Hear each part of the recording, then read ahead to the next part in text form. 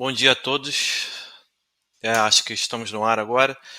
Eu queria agradecer a oportunidade da FISWeek de poder ceder esse espaço para discutir um assunto tão importante e tão marcante quanto a aplicação da inteligência artificial e de estudos em Big Data dentro da neurologia.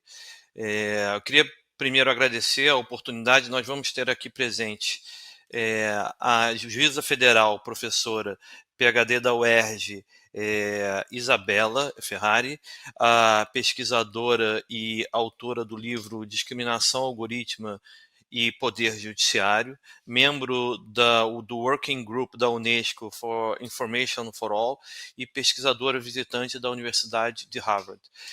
Muito obrigado, Isabela. É um prazer enorme ter você aqui. Eu que agradeço o convite, é um prazer estar aqui.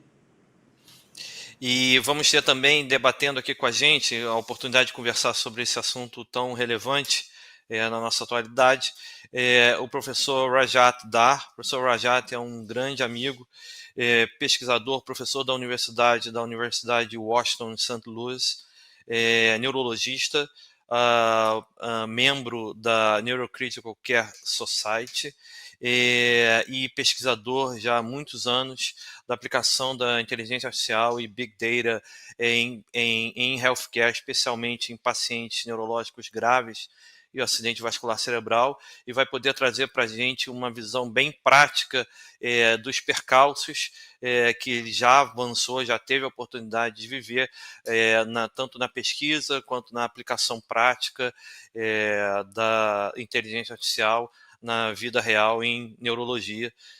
Muito obrigado, professor Rajat, pela oportunidade de dispensar o seu tempo de estar aqui com a gente.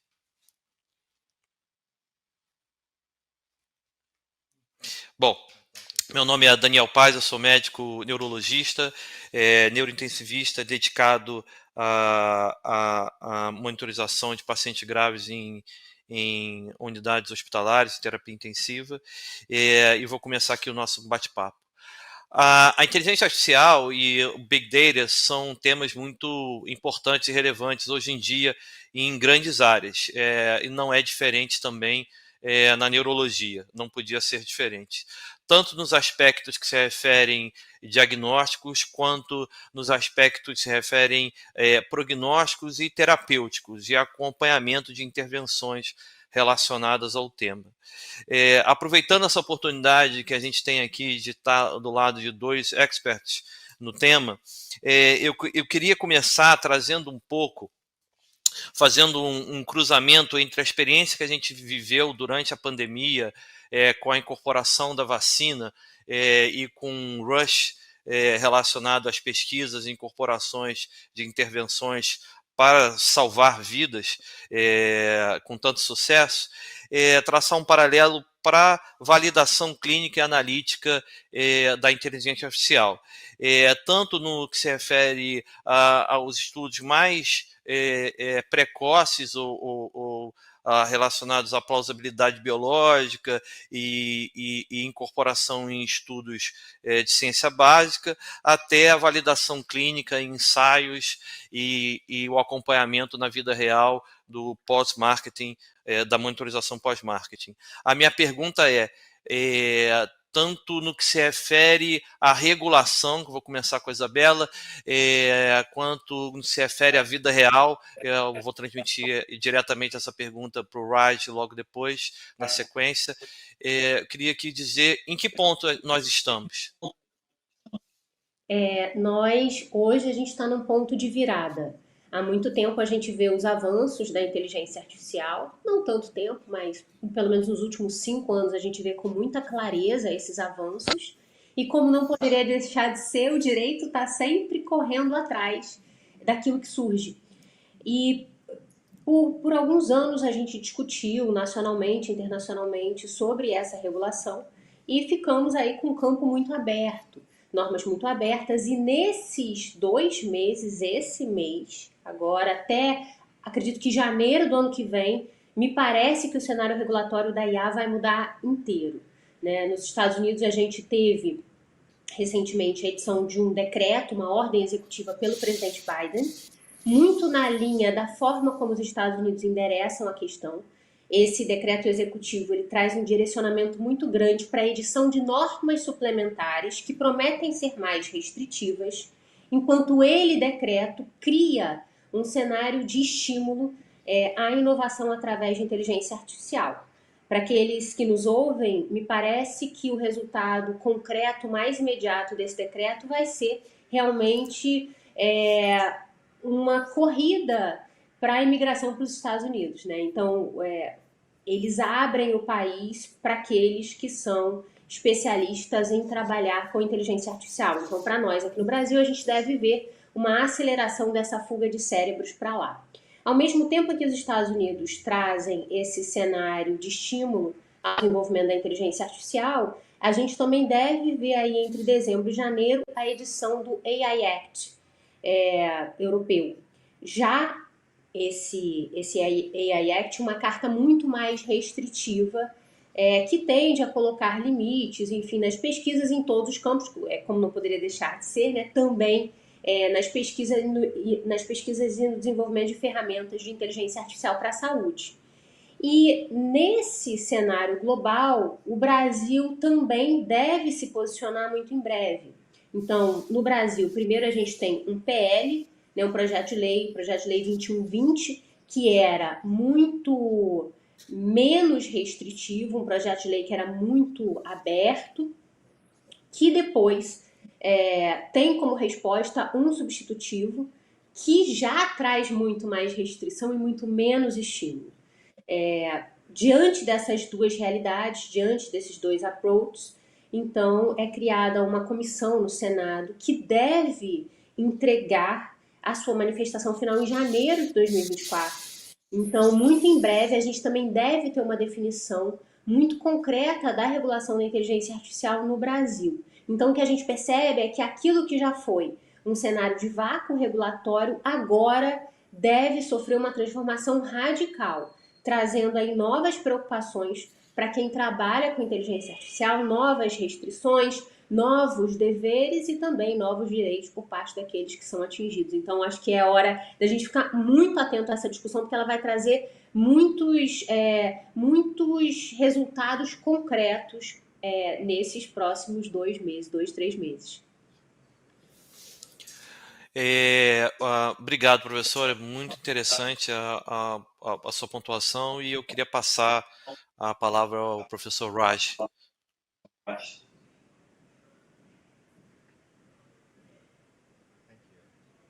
Obrigado. Então, eu acho que nós estamos reconhecendo que a inteligência artificial hoje está aqui e ela está vindo cada vez mais e mais no futuro, e especialmente na nossa área de cuidado do paciente.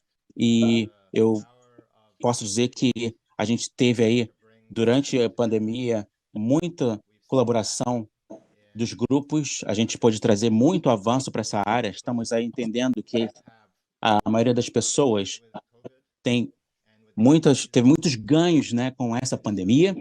E no meu trabalho, eu também trabalho com muitos pesquisadores que usam a inteligência artificial e temos muita colaboração entre esse grupo. Também trabalhamos e usamos a Big Data para entender alguns relacionamentos mais complexos. Por exemplo, por que alguém com Covid ou com alguma situação de câncer pode ter aí resultados positivos ou negativos com o mesmo tratamento. Então, acho que agora que a gente precisa reconhecer que as necessidades de colaboração por todo o globo, todos os países, é muito importante. E também precisamos encontrar uma forma de fazer isso de uma forma muito segura, com muito cuidado e responsabilidade. No meu trabalho, eu posso dizer que a gente usa a Big Data para entender a viabilidade dos processos e poder entender a doença. Isso é muito importante, porque isso permite a nós trazer tratamentos muito mais precisos para os pacientes e para algumas situações específicas que eles apresentam. Antes dos nossos avanços, os nossos avanços eram pequenos, mas agora a gente pode trazer isso para todos. Agora, com a Big Data, nós podemos entender as diferenças de diagnósticos e também a questão da biologia, a interpretação de imagens. A inteligência artificial consegue nos ajudar a decifrar alguns fatores que antes a gente não conseguia decifrar. E isso é uma integração muito importante, trazer a Big Data para entender e comprovar o tratamento de doenças cerebrais, por exemplo, e de todo o corpo também. Eu acho que a Big Data tem uma grande colaboração e a gente avançou bastante nesses últimos anos e a gente precisa encontrar uma forma de fazer isso com segurança.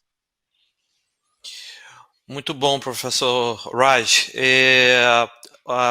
Utilizando o gancho da sua fala, eu queria lhe perguntar o seguinte: esses avanços, eles já na sua vida real, hoje em dia, alguns deles já são incorporados na sua prática assistencial, ou eles ainda estão restritos à área de pesquisa e ainda em fase de validação? E se já existe alguns deles interferindo na sua prática assistencial em relação à inteligência artificial, você poderia citar algum exemplo?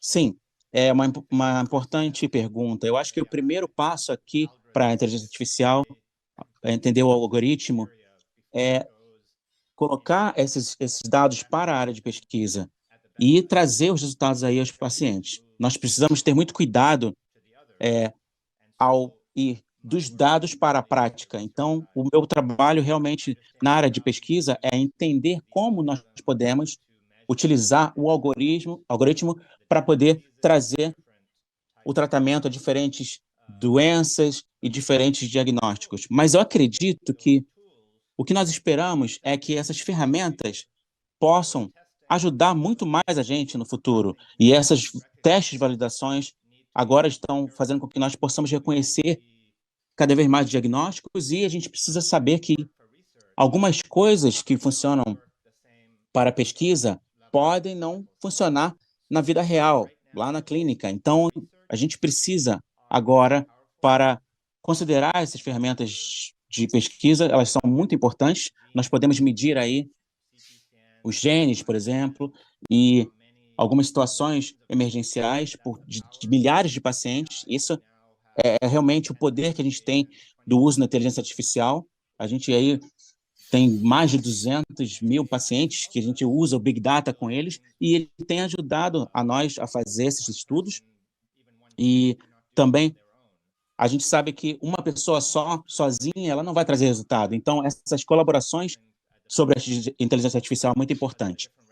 Nós sabemos que existem diferentes regulações entre as regiões, os países, as validações também, mas eu acho que a gente agora, dentro da pesquisa, precisamos, como próximo passo, trabalhar esses fatores de uma melhor forma. Perfeito. Professora Isabela, existe uma certa erro de interpretação muitas vezes sobre o que realmente não sei se por vezes um erro de interpretação simples ou às vezes uma tentativa de propagandear um determinado aspecto sobre o que é efetivamente inteligência artificial validada sobre algum aspecto em relação ao algoritmo e que já é utilizado, e o que é uma simples, muitas vezes, uma aplicação básica de ferramentas de programação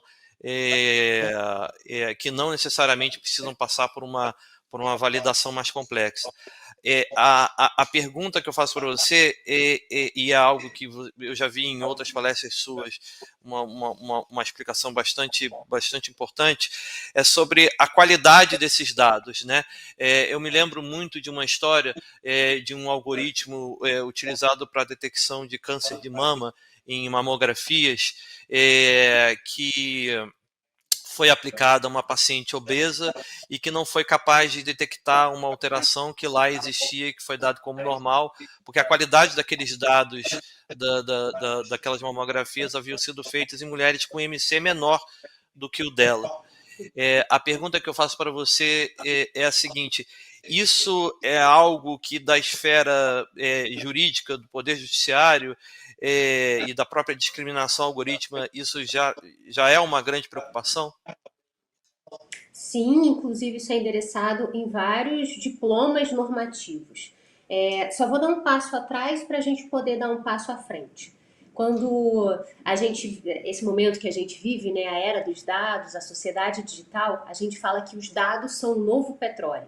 Por que a gente fala que os dados são o novo petróleo? Porque analisar esses dados permite que nós encontremos padrões de diversas coisas, padrões de saúde, padrões de comportamento, padrões de consumo, e esses padrões, eles geram ganhos. Então, por isso que a gente fala que os dados são o novo petróleo. Também existe uma outra frase que a gente fala muito, que é o seguinte: um algoritmo é tão bom quanto os dados que o alimentam. Dizendo isso, né? Se na inteligência artificial eu não preciso programar a forma como aquele algoritmo funciona, mas entrego para esse algoritmo dados, e a partir da análise desses dados, esse algoritmo se programa, é o que a gente fala, garbage in, garbage out. Se eu tenho um problema nos dados, ou se eu tenho dados incompletos, eu vou ter um algoritmo que vai me entregar resultados problemáticos e errados, ou que vai me entregar resultados que não vão se aplicar para determinadas categorias. Então, se eu treino um algoritmo só com dados, por exemplo, de pessoas brancas, e vou tentar aplicar a um grupo diferente, orientais, por exemplo, pode ser que algumas características daquele primeiro grupo não se adequem ao segundo. Por isso que, por exemplo, quando a gente traz um algoritmo de saúde desenvolvido em uma outra realidade diferente da brasileira, a gente precisa fazer testes de validação aqui. Foi isso que fez com que, nesse caso, também uma pessoa que tinha características diferentes daquelas pessoas cujos dados foram usados para treinar o algoritmo, foi isso que fez com que essa pessoa, para ela, o resultado não tenha sido adequado. Como que isso se reflete de maneira significativa na área da saúde? Né? É muito mais fácil treinar um algoritmo com dados digitais, por exemplo. Então, se para treinar o meu algoritmo em saúde, e se eu sei que os hospitais, que as clínicas que têm prontuários digitais tendem a ser aquelas que atingem as camadas mais ricas da população, é natural que algoritmos treinados com essa informação se apliquem de maneira mais adequada a essas camadas e possam ter, pelo menos potencialmente, comportamentos diferentes para outras camadas. Por isso que a gente precisa validar sempre a aplicação desses algoritmos a realidades diferentes daquelas que produziram os dados que os treinaram. No direito, a gente tem muita regulação falando sobre a importância da gente ter dados suficientemente completos no treinamento dos algoritmos, e na área da saúde isso também é uma preocupação. É preciso que os dados que são usados para treinar o algoritmo estejam adequados àquelas populações em que eles serão aplicados.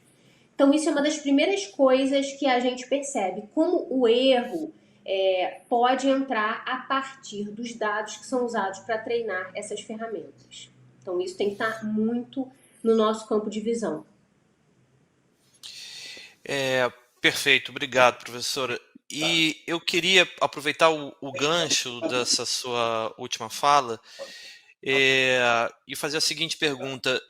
Durante esse processo todo, por exemplo, da Covid e a incorporação das vacinas, a Anvisa cumpriu um papel muito importante na validação dos processos de pesquisa e incorporação dessas intervenções que salvaram tantas vidas.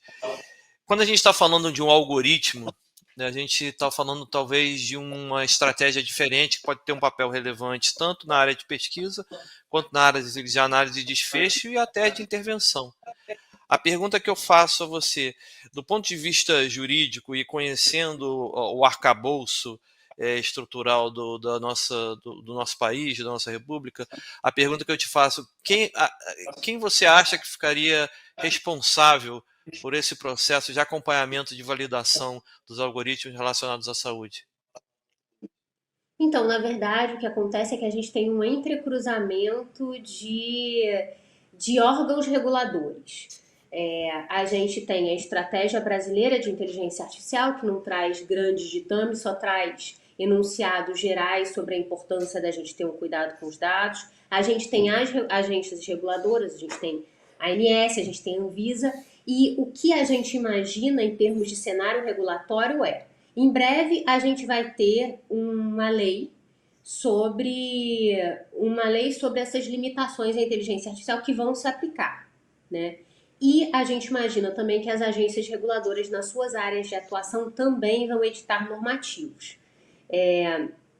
Além das agências reguladoras, a gente ainda tem os conselhos, né? O Conselho Federal de Medicina recentemente lançou uma regulação sobre as cirurgias robóticas. Então, o que a gente vai ser um cenário de sobreposição regulatória de diversos entes.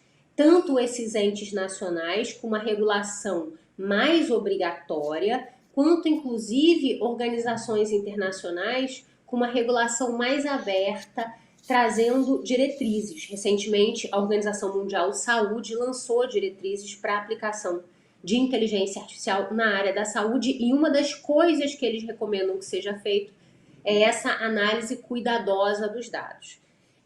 De fato, ainda é difícil obrigar algum tipo de comportamento, mas esse cenário deve mudar muito em breve aqui no Brasil com a edição da nossa lei. E aí a gente vai ter que ficar atento para o tipo de responsabilidade civil que ela vai trazer para os problemas que venham dessas situações associadas à inteligência artificial. Se vai ser uma responsabilidade mais objetiva, uma responsabilidade mais fundada no risco de usar essas aplicações, se vai ter que ser provada a culpa de quem usa, se vai ter que ser provado que aquela ferramenta foi usada de forma inadequada. Enfim, essa é uma discussão fundamental que vai gerar consequências muito significativas para quem desenvolve e para quem aplica inteligência artificial. Então, hoje, a gente ainda tem uma regulação muito aberta, mas esse dever de cuidado, ele já existe de forma geral no nosso ordenamento. Muito obrigado. Professora, voltando ao professor Raj, Raj, o FDA nos Estados Unidos sempre cumpriu um papel muito relevante na interface de autorização e regulação tanto de medicações quanto de devices nos Estados Unidos, e recentemente vem cumprindo um papel na regulação também de algoritmos para a prática clínica. Na sua perspectiva, na sua experiência aí de tantos anos no cenário americano, você acha que esse comportamento em relação aos algoritmos vai ser mais próximo da experiência que a gente tem em relação aos devices ou às medicações, em que costumam ter um aspecto mais tradicionalmente mais restritivo?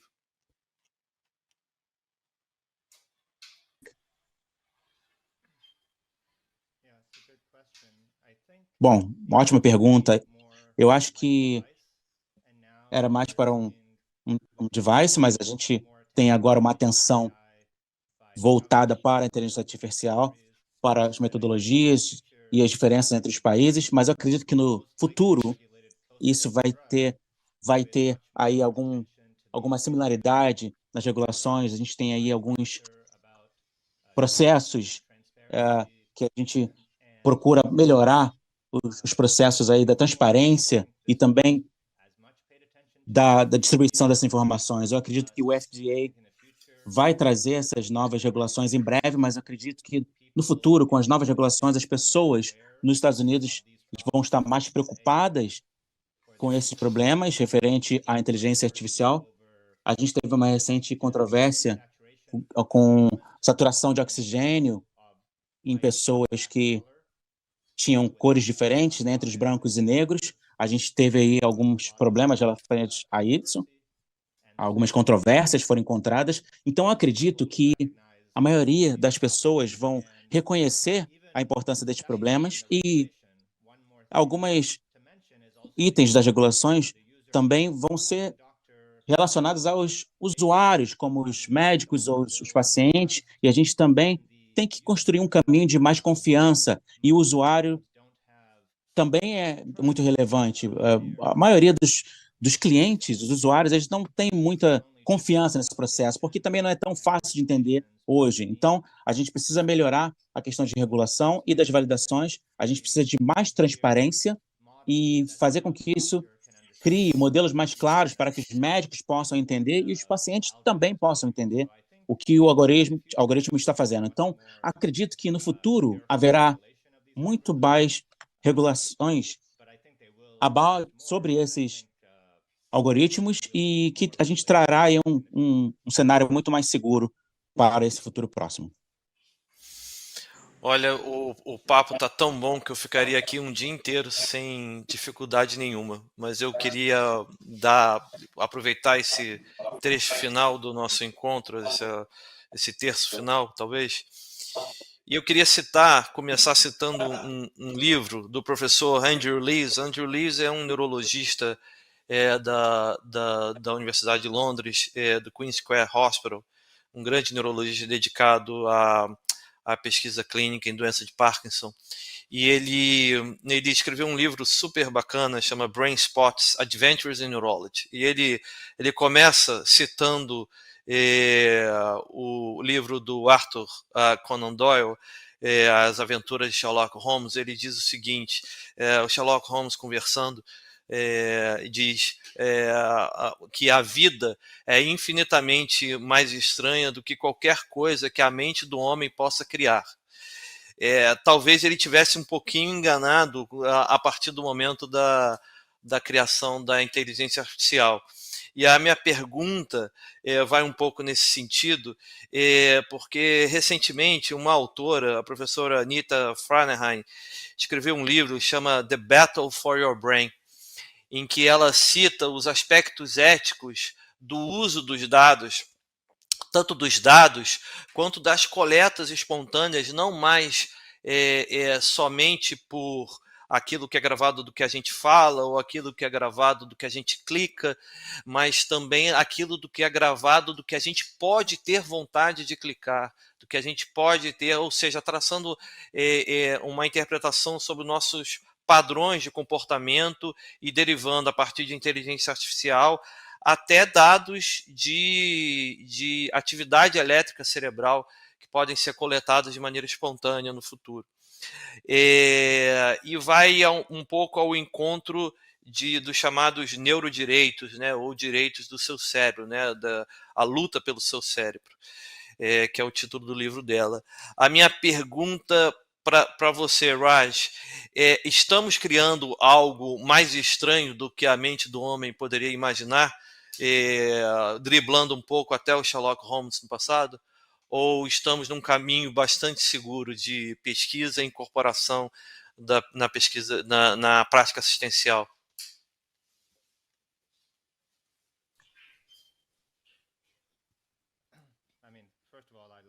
Bom, primeiro eu quero dizer que eu adoro Sherlock Holmes, então é um ótimo começo que você colocou, mas eu posso dizer que é uma pergunta muito difícil. Eu acho que nós não temos essa pergunta exata, essa resposta exata, mas nós estamos aí avançando de forma muito segura e equilibrada, integrando aí as informações da inteligência artificial. Podemos ver como os pesquisadores estão trabalhando com as pessoas hoje em dia, com a sociedade.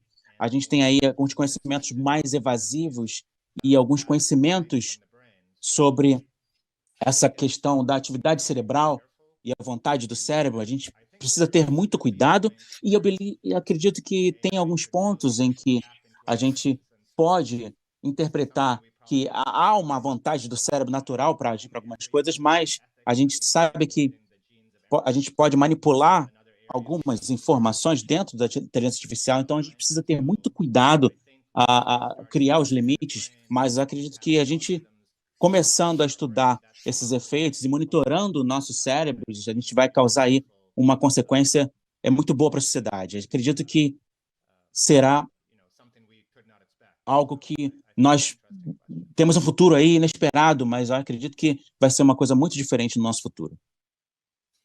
Professora. A gente está caminhando, né? A evolução científica caminha de forma que a gente já está começando a conseguir analisar a atividade cerebral e a partir daí fazer uma leitura das emoções das pessoas, daquilo que elas estão pensando. E ao mesmo tempo que a tecnologia se desenvolve, surgem os neurodireitos como essa resposta jurídica da gente perceber que falta algum tipo de proteção naquele arcabouço de direitos humanos que já vem aí há alguns séculos. Então, o advento dos neurodireitos vem como uma resposta jurídica a essa inovação para proteger aquela que seria a última barreira da privacidade, que é a privacidade mental. Os neurodireitos, eles foram recentemente consagrados na Constituição do Chile e no Brasil a gente também tem 2 projetos de lei que estão acontecendo aí, estão sendo discutidos para proteger os neurodireitos. E a minha visão sobre esses avanços é muito parecida com a minha visão sobre a inteligência artificial em si.